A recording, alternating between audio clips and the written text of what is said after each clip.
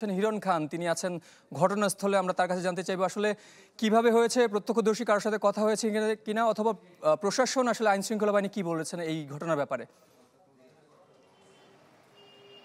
দেখুন, এখন পর্যন্ত আমাদের অসমর্থিত সূত্র থেকে আমরা যতটুকু জানতে পেরেছি, তিনি নির্বাচনী প্রচারণা চালাচ্ছিলেন। ঢাকা ৮ আসনের ওসমান হাদি তিনি মনোনয়ন পেয়েছেন এবং তিনি আসলে এই জায়গাটিতে জুম্মার নামাজ পড়ে তারপরে কিন্তু তিনি বের হন এবং এই যে জুম্মার নামাজের পরে যারা এই রাস্তা দিয়ে চলাফেরা করছিলেন তাদের সাথে তিনি কথা বলছিলেন এবং নির্বাচনী প্রচারণা চালাচ্ছিলেন।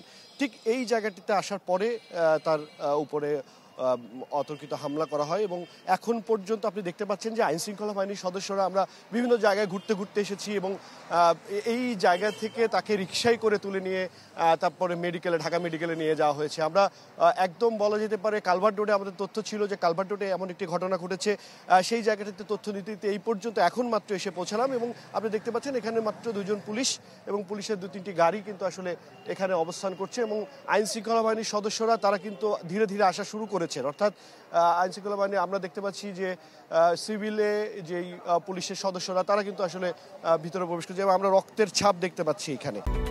Japan Bangladesh joint venture company JBS holdings limited এবং যে জায়গাটিতে আসলে এই ঘটনাটি, সেই জায়গাটি মূলত ঘিরে রেখেছে আইনশৃঙ্খলা বাহিনীর সদস্যরা এবং এখানে যারা স্থানীয় লোকজন রয়েছেন তাদের সাথে আমরা, যেহেতু জুম্মার নামাজের পরের ঘটনা, আশপাশে যে দোকান কিংবা এই পাশে যে মার্কেট ছিল সেই মার্কেটটি আসলে বন্ধ, যার কারণে এখানে প্রত্যক্ষদর্শীর সংখ্যা আমরা পাচ্ছি না। অর্থাৎ আশপাশে যারা ছিলেন যখন ওই সময়টিতে এখানে যারা ছিলেন তারা হয়তো বা ওসমান হাদির সাথে ঢাকা মেডিকেলের দিকে গেছেন।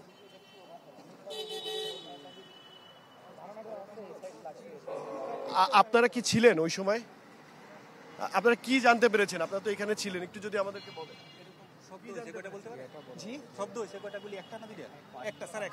আপনারা কি জানতে পেরেছেন এখানে এসে? আমরা ফেস আসতে চাচ্ছি না এখানে। আপনাদের সাথে অন ক্যামেরায় আসলে আমরা কোনো তথ্য দিতে চাচ্ছেন না যেহেতু, আপনি একটু যদি বলেন আমাদের। এখানে হয়েছিল যে আমরা এখানে ছবি তুলছি, তারপরে দেখি কি একটা মানে কি টায়ার যেভাবে ফুটে, মানে কি রিক্সার টায়ার, সেরকম একটা আওয়াজ আসলো। আমরা ফার্স্টে পাত্তা দিইনি, পরে যখন দেখলাম এখানে রিক্সাটা থামাইছে, পরে বললো যে সবাইকে ডাকতেছে যে বাঁচান। পরে আমরা সামনে গেছি, পরে দেখি মাথা দিয়ে ব্লাড বের হচ্ছে।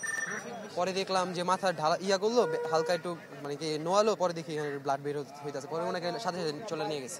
কাউকে দূরে দৌড়ে চলে যেতে দেখেছেন কিংবা এমন কোনো দৃশ্য কি আপনারা দেখেছেন? না, বাইকে ছিল যত সম্ভব।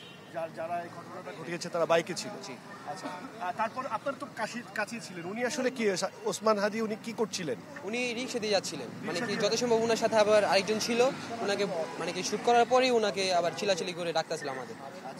পরে হ্যাঁ, আপনাদের যেমনটি শুনছিলেন যে উনি বলছিলেন যে রিকশায় ছিলেন ওসমান হাদি এবং উনি প্রত্যক্ষদর্শী, উনি এখানে দাঁড়িয়েছিলেন এবং উনি তার চেহারা দেখাতে চাচ্ছিলেন না, যার কারণে আমরা তার চেহারা না দেখিয়ে, আসলে যেহেতু একটি সন্ত্রাসী ঘটনা সেহেতু এই ধরনের সিকিউরিটি আসলে থাকেই, যার কারণে সে চেহারা না দেখিয়ে আমাদেরকে বিস্তারিত তথ্য আমাদেরকে জানালেন এবং তিনি বললেন যে রিকশায় ছিলেন ওসমান হাদি এবং তার সাথে একজন ছিলেন এবং যারা এই ঘটনাটি ঘটেছে তারা মোটরসাইকেলে ছিলেন, তেমনটি কিন্তু আসলে বলছেন তিনি। এবং আমরা দেখতে পাচ্ছি আশপাশে বাইতুল সালাম জামে মসজিদ এবং এখানে সিসি ক্যামেরাও দেখতে পাচ্ছি এবং আশপাশে একটি মার্কেট রয়েছে, যে মার্কেটটি আসলে এই এলাকার যে ভবনটি সেটি হচ্ছে আবেদ ভবন, এই আবেদ হোল্ডিং, সেই আবেদ হোল্ডিংয়ের সামনেই আসলে এই ঘটনাটি ঘটেছে এবং আমরা যতটুকু এখন পর্যন্ত প্রত্যক্ষদর্শীদের বয়ানে আমরা যতটুকু জানতে পেরেছি, এইমাত্র জানতে পারলাম যে তিনি রিকশায় ছিলেন এবং তার সাথে একজন সহযোগী ছিলেন এবং মোটর সাইকেলে করে এসে তাকে গুলি করে দুর্বৃত্তরা আসলে চলে যায় এবং তিনি মাটিতে লুটিয়ে পড়েন এবং তার সাথে যে সহযোগী তিনি চিৎকার করে সবার সহযোগিতা চাচ্ছিলেন এবং পরবর্তীতে সেই রিকশা যোগেই তাকে ঢাকা মেডিকেলে নিয়ে যাওয়া হয়েছে এবং একটু আগে আমাদের সহকর্মী বলছিলেন ঢাকা মেডিকেলে তার কি অবস্থা। আস্তে আস্তে ধীরে ধীরে আমরা দেখতে পাচ্ছি আইন শৃঙ্খলা বাহিনীর ঊর্ধ্বতন কর্মকর্তারা এখানে এসে পৌঁছাচ্ছেন ঘটনাস্থলে।